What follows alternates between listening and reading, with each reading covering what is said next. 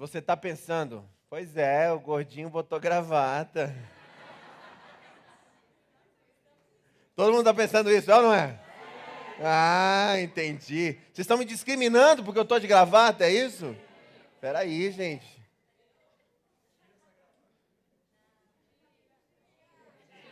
Não, gente, não. Só na hora certa. Vem cá, tem um tijolo aí perto da janela? O tijolo já está aqui. Gente, o que é isso? A eficiência dessa igreja? Eu nunca vi um negócio desse, gente. Eu imagino já está acontecendo. O que ela falou foi, imagina R$1 milhão. Não, não deu dessa vez. Isso aqui é um tijolo. Prazer. Você vai passar esse tijolo da onde você está, vou começar com você. Você vai olhar para esse tijolo, tocar no tijolo, dar uma batidinha e passar para o cara do lado.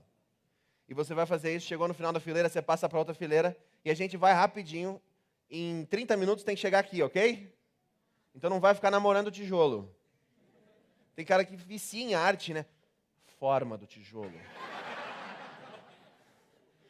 Você percebe que as ondulações do tijolo não é hora. Isso aqui não é museu de arte moderna. Não, é um tijolo e você vai passar esse tijolo. Vai lá.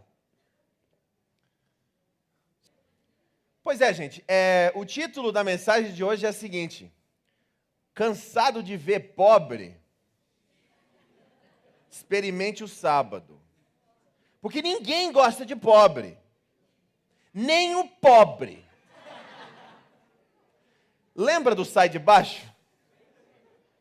Quem aqui lembra do Sai de Baixo fala uhul! Uhul! Pois é, eu gostava tanto do Sai de Baixo, que eu estava estudando na Inglaterra na época, e eu forçava o meu pai a gravar uma fita VHS. Lembra disso? Fita VHS. A galera está se perguntando, vê o quê? Vê o quê? Que negócio é esse? Não, VHS. Gravava, mandava para a Inglaterra, eu sentava, assistia aquilo, morria de dar risada e depois esperava a próxima fita da próxima semana. Não tinha. Imagina um mundo sem YouTube, gente. Agora para de pensar nisso porque ninguém quer um mundo sem YouTube. Né? É importantíssimo o YouTube para a nossa consciência social. Esse é um outro papo. Bom, ninguém gosta de pobre, nem o pobre. E você lembra, como é que era o nome dele? Caco. Pobre. Pobre é uma desgraça. Pobre. Aí ele falava um monte de coisa de pobre. Ninguém gosta de pobre. É ou não é? A gente faz de tudo para se ver livre do pobre. Até o pobre. O pobre mora lá, caindo aos pedaços da casinha dele. Pobre. Pobre é pobre, né? Qual é a primeira coisa que ele faz quando ele tem dinheiro? Sai de lá! Sai de lá. Ninguém gosta de pobre. Pobre é uma tristeza, pobre. Pobre. Pobre. Qual o valor do pobre? A nossa sociedade define que o nosso valor vem do que a gente tem. O capitalismo, ele apresenta que o teu valor vem da tua aparência. É isso que define o teu valor. Quer ter valor na sociedade? Então a primeira coisa que você tem que fazer é educação. Você tem que ser educado, você tem que ter um monte de diploma, e quanto mais diploma você consegue ter na tua parede, mais valor você tem. Isso é o que a sociedade apresenta. O teu valor vem do teu carro. E o Brasil mudou um pouco, né? Porque quem tem dinheiro, eu estou vendo agora, está andando no carro mais ou menos para não ser sequestrado, para não ser roubado e etc. Mas tinha uma época que se você tinha dinheiro, você comprava carro bom. Porque o carro define o teu valor. A tua roupa define o teu valor. O teu celular define o teu valor. Meu pai era advogado e coronel da Polícia Militar. E eu cresci em Florianópolis com uma sociedade bem elitizada. Final de semana, ia para o clube dos oficiais, era uma delícia. Então tinha trabalhava com o pessoal elitizado culturalmente. O povo que, na época, queria ter um carro com ar-condicionado para fechar o vidro e não sentir nem cheiro de pobre. E é fácil você entender que quando você cresce nesse tipo de ambiente, Você consegue determinar uma pessoa, o valor de uma pessoa, em 30 segundos, em 1 minuto. E você é treinado para isso. Eu conversando com alguém, qualquer pessoa, em 1 minuto eu consigo dizer que estado a pessoa é do Brasil, se ela tem curso superior ou não tem, se ela tem uma educação que foi educada bem ou não. Eu consigo definir todo o profile da pessoa em 1 minuto de conversa com essa pessoa. No Brasil, o racismo ele é diferente da Europa. No Brasil, o racismo é por classe, né? Então não é racismo, é outra coisa, mas o preconceito é por classe. Então você cria essa noção de que o teu valor vem da forma como você se apresenta. E isso transfere para a sociedade. Você entra no shopping hoje, no Brasil, eu não vou em shopping no Brasil. Não vou. Por quê? Porque eu não consigo comprar nada. Nada. Quanto que custa um jeans? Me dá uma marca legal aí. Diesel. Quanto que custa um jeans da Diesel? Quanto? 300 e? R$700 no shopping. Vamos fechar em 500? A média de 400, 500? Pode ser? Aí você chega lá, quem que gasta esse dinheiro? Porque eu tinha um amigo, a gente vinha para São Paulo, ele colecionava relógios. Aí ele abriu assim e falou, então, Stan, consegui um Breitling, coisa mais linda, um Breitling, como é que é? Edição limitada, ele mostrou o Breitling dele, etc. $25 mil o Breitling dele. Aí eu olhei e falei, cara, mas isso é muito caro. Eu falei, isso não é caro, é tu que ganha pouco. Então, a pessoa que se esforça, aí você chega lá para comprar R$500 o negócio da Diesel, para ter um jeans da Diesel. Aí a pessoa fala, não tem problema, você pode dividir em 12 vezes. Aí você fica, será que Jesus volta antes das 12 vezes? Seria uma boa, né? Não conte com isso. Okay? Tomara que ele volte semana que vem, mas você não pode criar dívida. Não é um bom modelo financeiro para a tua vida particular. Okay? Então, o que acontece? Quem que investe? Você não tem dinheiro para isso, mas você vai lá no shopping, você faz a compra, porque você está procurando que aquele jeans da Diesel, quando você coloca o jeans e vai para algum lugar, que você tenha mais valor por causa do jeans. Não, é claro que com vocês isso não acontece.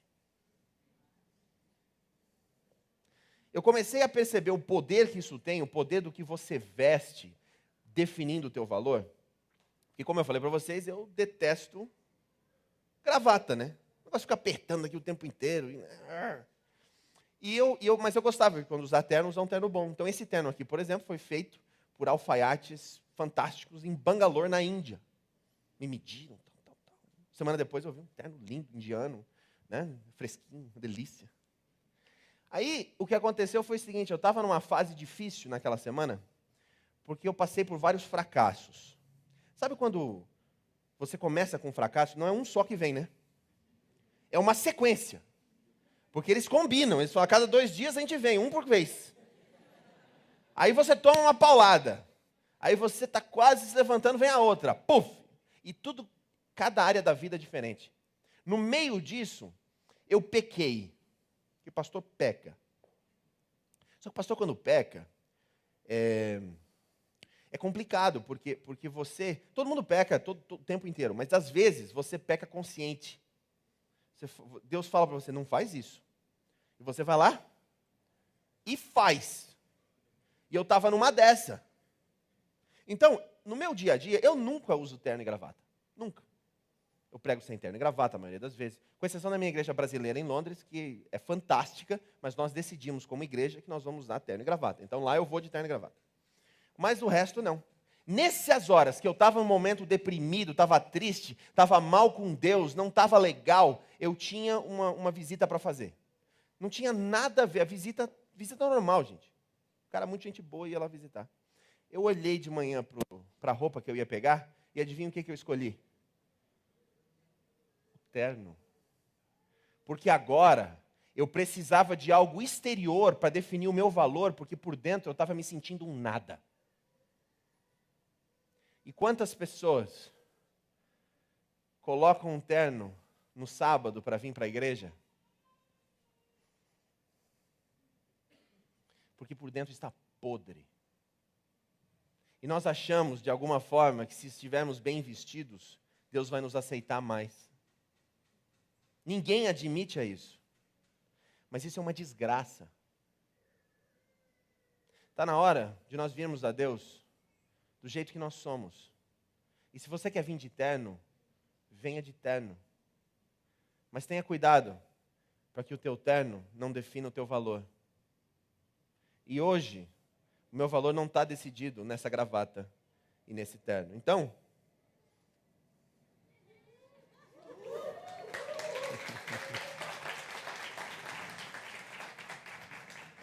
eu vou tirar.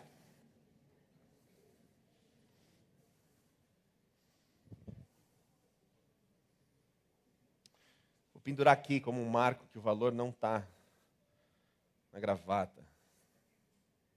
Só que aí, beleza, me libertei do terno. Só que o meu sapato é italiano, eu estou usando um relógio da Armani, eu tenho um iPhone 5, estou pregando com um iPad.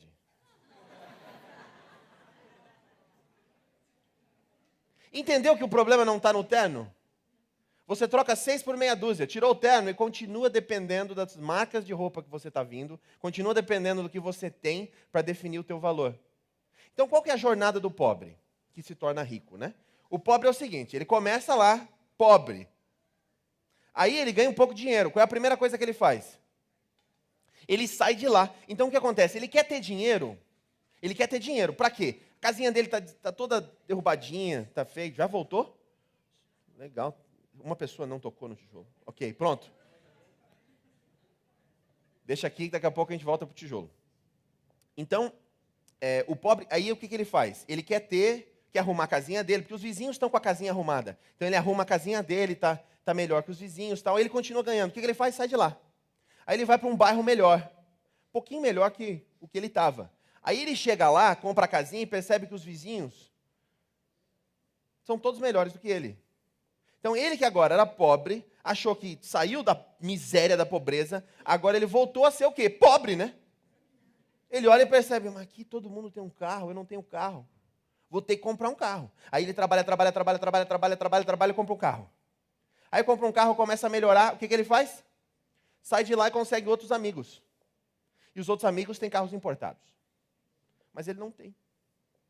Então essa pessoa, que é uns 95% da sociedade hoje, vai agora querer ter um carro igual aos outros. E vai querer ter mais, e vai querer ter mais, e vai querer ter mais. Sabe quando que isso tem fim? Nunca! Fórmula 1 em Mônaco. Abraço para você, JP, que foi, eu não fui, estou com muito amor por você que foi. JP, um dos anciãos na minha igreja lá, ele foi para Mônaco, falou, Pastor Sam, não tem, aquilo lá é uma loucura. Se você não tiver uma Ferrari, Lamborghini nesse nível, uma Maserati está ok. A riqueza é uma loucura em Mônaco na Fórmula 1. O que acontece? Você acha que eles se sentem ricos? Não, porque o iate do outro tem 120 pés. O dele só tem 60. Não tem limite esse negócio de ser pobre e ser rico. Então, o que é o pobre? Eu tenho um amigo, há um bom tempo atrás, que ele passou por um período muito triste da vida dele. Divórcio, perdeu absolutamente tudo. Tudo. Não tinha mais propósito. E a gente começou a conversar, a gente começou a trabalhar junto, a revisionar a vida dele. Aí ele descobriu o potencial que ele tinha e descobriu um propósito para Deus. E nesse momento de descobrir um propósito para Deus, um dia ele chegou para mim e falou, Sam, eu estou num momento da minha vida que eu não entendo. Eu nunca tive tão feliz. Eu não tenho uma libra na minha conta. Eu estou morando no sofá da tua casa. Eu não tenho dinheiro para comer no McDonald's. Mas eu nunca tive tão rico e tão feliz na minha vida. Porque a riqueza, o teu valor não vem do que você tem. Vem de outro lugar. E para nós lembrarmos disso, nós vamos ter que fazer uma viagem hoje lá para o Egito. Porque o primeiro sermão de Jesus, o sermão da montanha, ele começa, qual é a primeira bem-aventurança? Você lembra? Bem-aventurado? Não, bem-aventurados os pobres de espírito, porque deles é o reino dos céus. E aí eu já vi muito sermão sobre essa passagem. Pois é, o que Jesus está querendo dizer aqui, veja bem, é que a pessoa é uma pessoa humilde, uma pessoa pobre de espírito, uma pessoa humilde. Então, na verdade, ele está falando com os humildes. Ele está falando de pobre de espírito, os deprimidos, os desgraçados, os solitários, aqueles que têm fome de verdade, aqueles que têm fome de justiça, aqueles que têm sede, aqueles que estão nos hospitais, aqueles que perderam a sua liberdade. Esses são os pobres de espírito, e Deus diz: bem-aventurados são esses. Os desgraçados, os marginalizados, aqueles que, se as pessoas conhecessem o que está dentro deles, todos rejeitariam. Bem-aventurados esses, porque deles é o reino do céu. Se você veio hoje com máscaras, pode tirar as máscaras. Seja você mesmo perante o teu Pai, porque Ele já te aceitou. E só uma coisinha aqui, nós vemos máscaras, Deus não vê, viu? Deus vê através das máscaras. É a maior futilidade que nós podemos fazer. É Adão tentando se esconder atrás do arbusto de Deus. Faz sentido em algum lugar isso? Nenhum. Então Jesus começa o seu ministério dizendo: bem-aventurado quem? O pobre. O pobre é que vai ganhar essa história. Aí ele continua. Só que antes de chegar no último sermão de Jesus, a gente tem que passar pelo Egito. E no Egito era uma desgraça.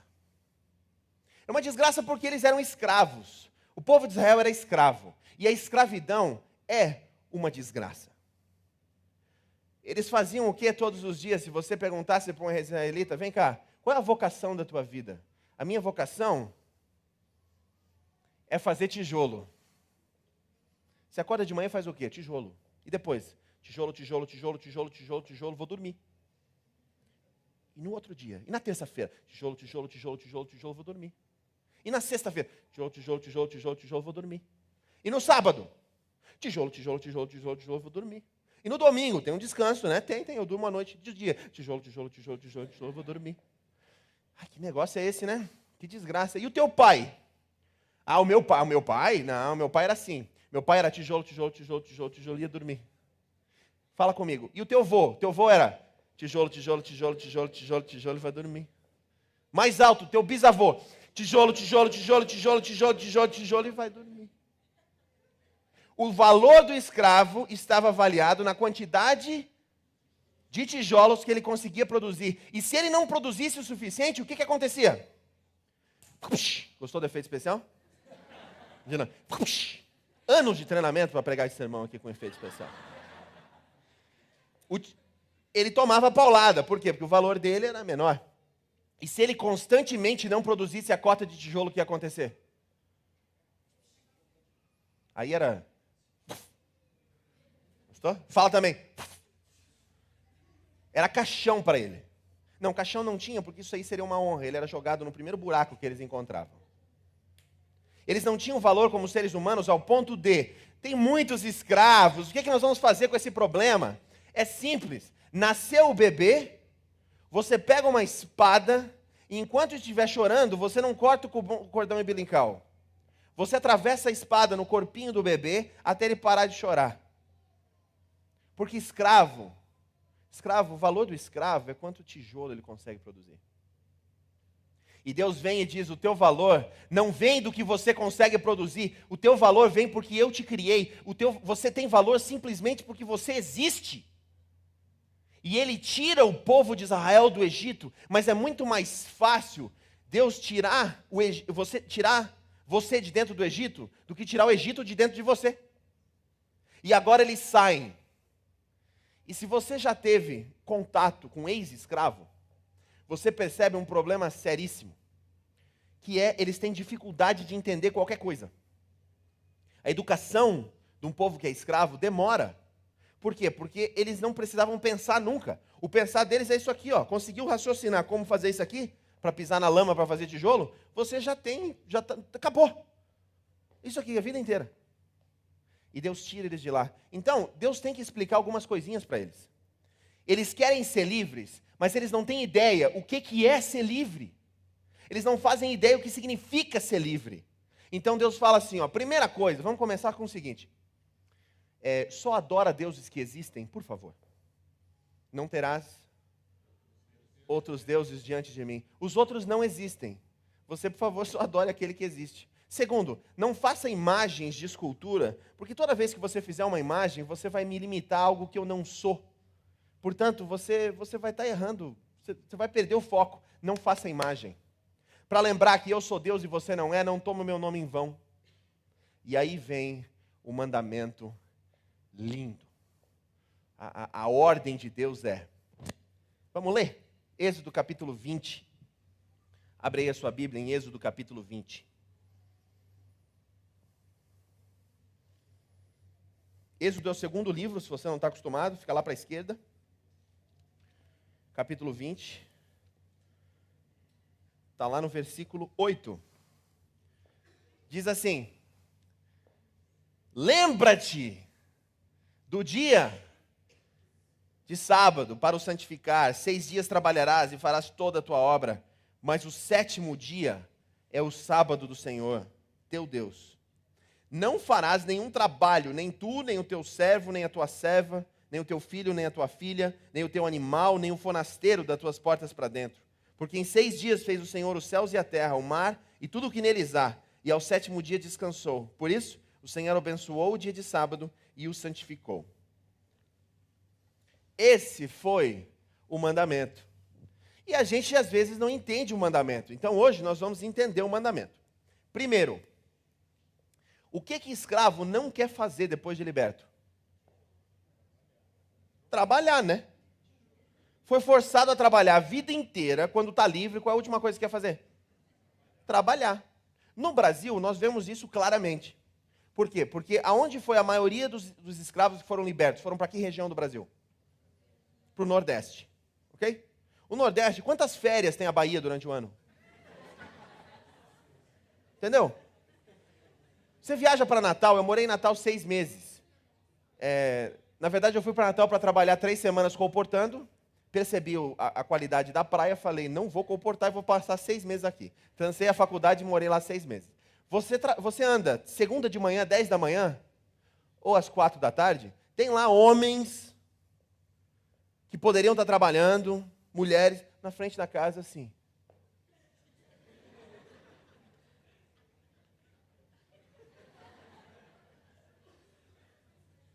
Assim. E você fica se perguntando, por que você não vai trabalhar? Está na cultura o quê? Já me forçaram a trabalhar, agora que eu estou livre, eu não vou trabalhar. Por isso que o mandamento do sábado a gente esquece. Ele começa dizendo aqui, ó, 6 dias o quê? Trabalharás. O mandamento começa mandando trabalhar, porque trabalho é bom. Então, às vezes, eu falo muito sobre ajudar, trabalhar ajudando os outros e etc. E compartilhando o que você tem com os outros. Aí depois sempre tem alguém que vem e fala, pastor, estou numa desgraça. Por quê? Fazem 2 anos estou procurando trabalho e não acho. E estou aí, né? O que você faz durante a semana? Então, eu vou daqui para ali procurando, tal, mas pastor, eu preciso de uma ajuda, não tem como a igreja me ajudar? Eu não posso falar isso, mas sabe o que eu quero falar? Vai trabalhar, vagabundo! Vai trabalhar 6 dias por semana? Trabalho é bom. O cara que quer ficar dependendo dos outros a vida inteira, ele precisa ler a primeira parte do mandamento, que é o quê? Trabalha. E adventista trabalha muito bem, mas tem uma reputação de não trabalhar muito, né? Porque faz assim, não, é o seguinte, eu não posso vir trabalhar na sexta porque eu tenho que preparar para o sábado. Aí eu não trabalho sábado porque é sábado. E é claro, eu não trabalho domingo porque eu tenho que fazer muitas coisas no domingo. Então na segunda, lá pelo meio-dia eu apareço. Já me disseram isso, né? Adventista não... Bom. Então, trabalhe bem. 6 dias o quê? Trabalhará.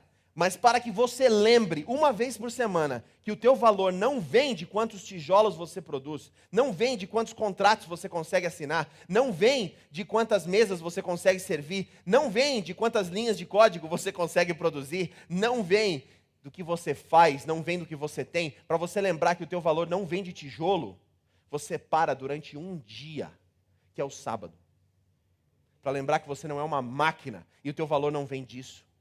Então, quando você tem aquele vestibular no sábado, quando você tem mas vem aí só sábado à tarde para fazer os negocinhos, você fala, não, eu não vou vir porque nesse dia o meu valor não é definido pelo que eu faço.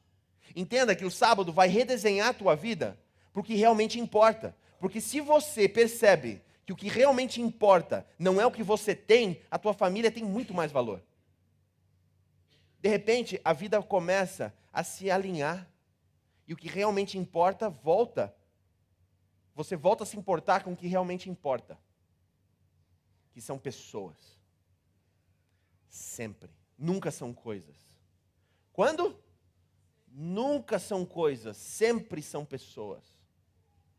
Então eles saem do Egito e agora vivem uma vida de uma vida de liberdade. Porque a questão é a seguinte.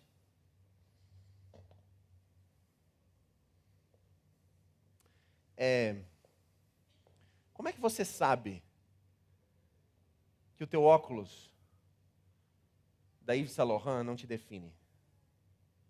Como é que você sabe que o teu relógio da Breitling não te define? Como é que você sabe que o teu carro não te define? Como você sabe isso? Como que você pode me dizer com toda certeza que aquilo ali não te define? Você não pode. Porque você tem. Você não tem como confirmar isso. Só tem um jeito. O antídoto para o capitalismo é o sábado. Pode tuitar. S.A. Neves, o antídoto para o capitalismo é o sábado. Porque ele te lembra constantemente, toda semana. Sexta-feira à noite você está lá, pilhado, vamos fazer, tem que fazer isso, tem toda coisa para fazer. Vai chegando o pôr do sol, quando você começa a guardar o sábado mesmo, que quando chega o pôr do sol, você vai lá e começa a desligar as coisas, o teu corpo vai ter uma reação diferente. Você vai sentir que o teu corpo vai falar, até que enfim, eu vou poder descansar, porque hoje, nesse dia, eu sou suficiente. Eu não preciso de nada para dar o meu valor. E aí sim, quando você é livre, aí Deus te convida para tirar outras pessoas do Egito. Outras pessoas que são escravas do seu próprio trabalho, escravas do seu próprio sucesso, escravas da sua própria beleza, escravas de quantas outras coisas, porque as cidades produzem escravos. E você agora, Deus te convida para ser um instrumento que você vai libertar essas pessoas dessa escravidão. Esse é o sábado. E esse é o convite para você convidar seus amigos, convidar as pessoas que você conhece, os seus familiares, para estar junto com a gente essa semana inteira, trabalhando em como ser livres no meio de São Paulo.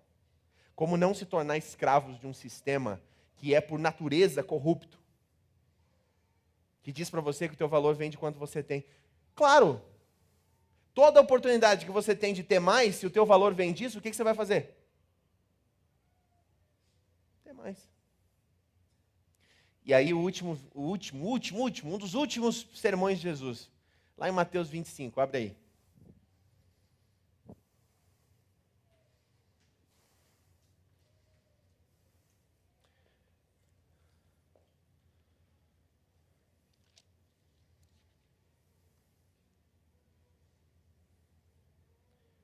Mateus 25. Versículo 14. Não, versículo 1.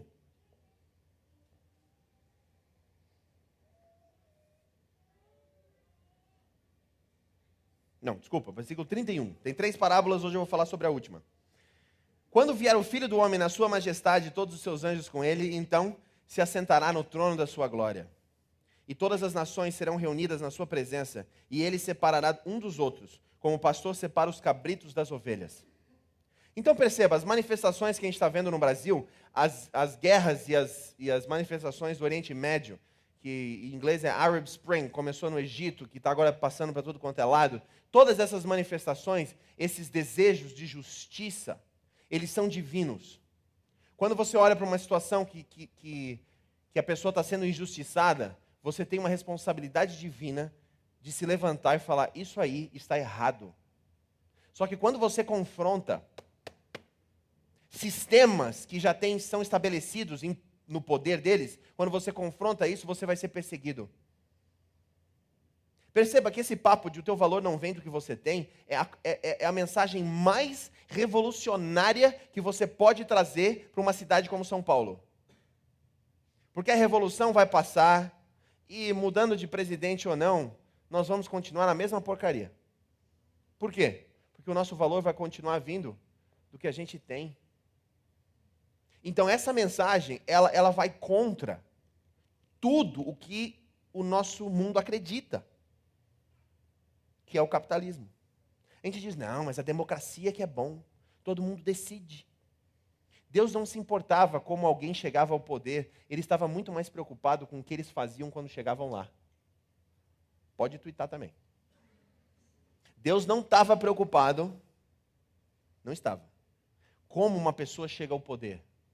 Ele estava muito mais preocupado no que essa pessoa faz uma vez que está lá. Ela vai trazer justiça? Ela vai ordenar o mundo de forma correta? Essa é a pergunta. E Jesus um dia vai julgar tudo isso. Então, se alguém conhece alguém que conhece a Dilma, está aqui a mensagem para a Dilma, manda e-mail para todo mundo. Dilma, um dia você vai prestar conta de tudo que você está fazendo.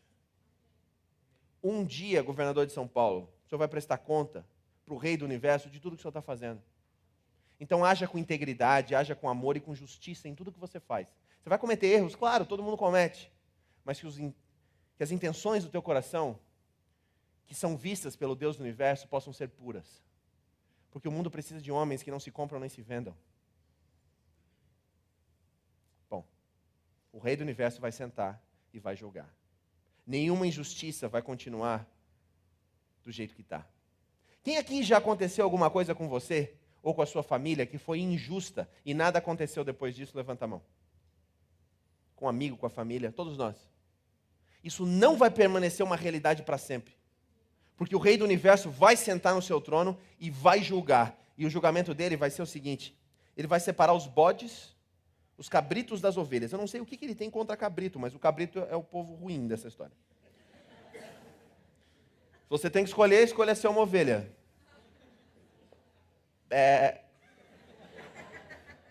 E porá as ovelhas à sua direita e os cabritos à sua esquerda. Eu não sei se você é canhoto, mas o pessoal da esquerda também não se dá bem aqui. Então dirá o rei aos que estiverem à sua direita: vinde, benditos de meu Pai, entrai e tomai posse do reino que vos está preparado desde a fundação do mundo. Então dirá o rei aos que estiverem à sua direita, ele acabou de falar isso: porque tive fome e me destes de comer, porque tive sede e me destes de beber, era forasteiro e me hospedastes, estava nu e me vestistes, enfermo e visitastes, preso e fostes me ver. Então perguntarão os justos: Senhor, quando foi que te vimos com fome e te demos de comer, com sede e te demos de beber? E quando te vimos forasteiro e te hospedamos? Ou nu e te vestimos? E quando te vimos enfermo ou preso e fomos te visitar? Não lembro de ter visto o Senhor em lugar nenhum. Eu teria notado, né? Eu teria percebido se eu estivesse lá. E o rei respondeu: em verdade vos afirmo que sempre que fizestes a um desses meus pequeninos irmãos, a mim o fizestes. E aí você já leu a história, o contrário para os cabritos, né? Que estão à esquerda. Vocês não fizeram nada disso para mim. Portanto, vocês não têm parte do reino. Aquela ideia de que os bonzinhos vão para o céu e os mauzinhos vão para o inferno, porque Deus vai fazer isso? Não. A escolha é tua. Você quer fazer parte de um mundo, de uma nova terra, aonde as pessoas continuam com fome? Quer fazer parte de uma nova terra assim? Então comece a fazer uma coisa aqui para poder tirar a fome das pessoas. E eu sei que vocês fazem, é lindo. Você quer fazer parte de uma nova terra, onde os doentes são abandonados? Não, pastor, não quer ter nem doente. Vamos começar a trabalhar nisso aqui. Por que a igreja adventista tem tantos hospitais? Não sei se mas o que deveria ser é trazer a cura para um mundo que está desesperado por cura. Educação, tudo isso. Por que isso é importante? Porque nós estamos criando, antecipando um novo mundo no meio do velho. Aqui, agora. Deus te chama hoje para você entender, uma vez por semana, que o teu valor não vem do que você tem. E Ele te convida nessa semana de oração agora para libertar outras pessoas dessa desgraça. É isso. Teria alguém aqui que quer fazer um compromisso hoje? De lembrar do sábado e abrir mão do pensamento de que teu valor vem do que você tem e não do que você é. Tem alguém aqui que gostaria de dizer, pastor, eu faço um compromisso nos próximos 6 meses de lembrar do sábado, todo sábado, como um dia de libertação, um dia que eu sou livre de todas as coisas que me atrapalham e que tentam definir o meu valor. Quem aqui quer tomar essa decisão de fazer isso? Eu pedi para você ficar de pé, mas é uma decisão séria. Não, pastor, é muito bonito essas palavras aí, vou me levantar. Não, entenda que você vai ter que tomar decisões sérias. Sérias mesmo. De como você age nesse dia, como você prepara a tua semana. Então, pastor, não pode nem estudar no sábado? Você fez a pergunta errada. O que pode e o que não pode fazer no sábado? Eu detesto esse tipo de pergunta. Porque no sábado é um dia de você alimentar a tua alma e lembrar que o teu valor não vem do que você tem.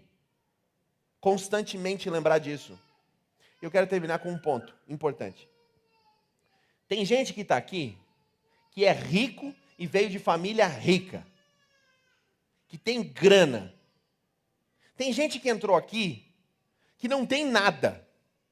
Que se tiver que apresentar alguma coisa, apresentaria um punhado de dívida. Tem gente aqui que é pobre.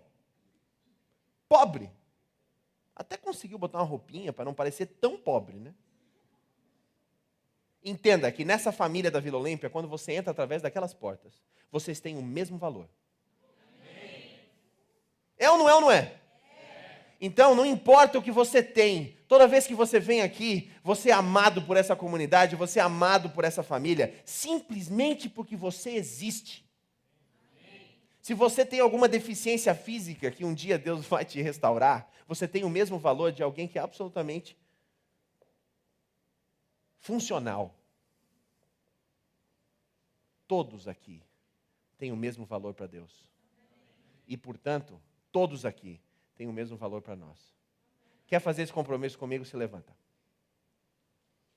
6 meses. Levando isso a sério.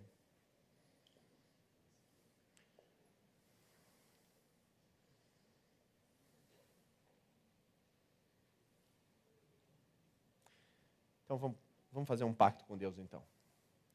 Mas esse pacto é sério.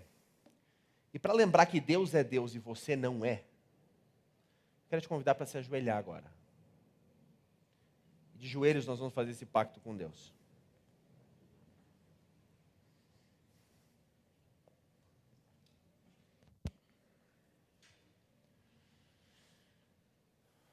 Querido Deus e Pai que estás nos céus, o teu reino, Senhor, é tão diferente dos reinos desse mundo. E hoje, nós queremos fazer um pacto contigo, eu e cada um que está de joelho agora. E esse pacto é de pelo menos uma vez por semana nos relacionarmos com pessoas que são diferentes de nós. E entender que todos nós temos o mesmo valor para ti. Senhor, esse é o pacto. O pacto é nós não dependermos de coisas físicas para o nosso valor. Não dependermos do que temos para definir quem somos. Porque o que somos, somos em ti. E é pelo teu sangue, pela morte, por tudo que tu fez por nós, que nós somos filhos teus hoje. Senhor, nada do que fazemos nos dá valor. Por quem tu és. Porque tu és, nós podemos fazer tudo o que fazemos. Mas, Pai, que a nossa profissão não defina quem somos, que o nosso carro não defina quem somos, que os nossos devices não defina quem somos, que o nosso apartamento, casa não defina quem somos, que a única definição de quem nós somos é sermos teus filhos. Pai querido, que nos próximos 6 meses, as pessoas que estão de joelho agora possam viver essa realidade, Senhor. E revolucionar São Paulo com essa nova forma de pensar. E essa semana nos dê força para chamar outras pessoas que precisam ser libertas desse redemoinho, dessa constante corrida que não leva a lugar nenhum. Ajude-nos a identificar quem são essas pessoas e convidá-las para fazer parte dessa semana aqui conosco. Te amamos, Senhor. Em nome de Jesus Cristo. Amém.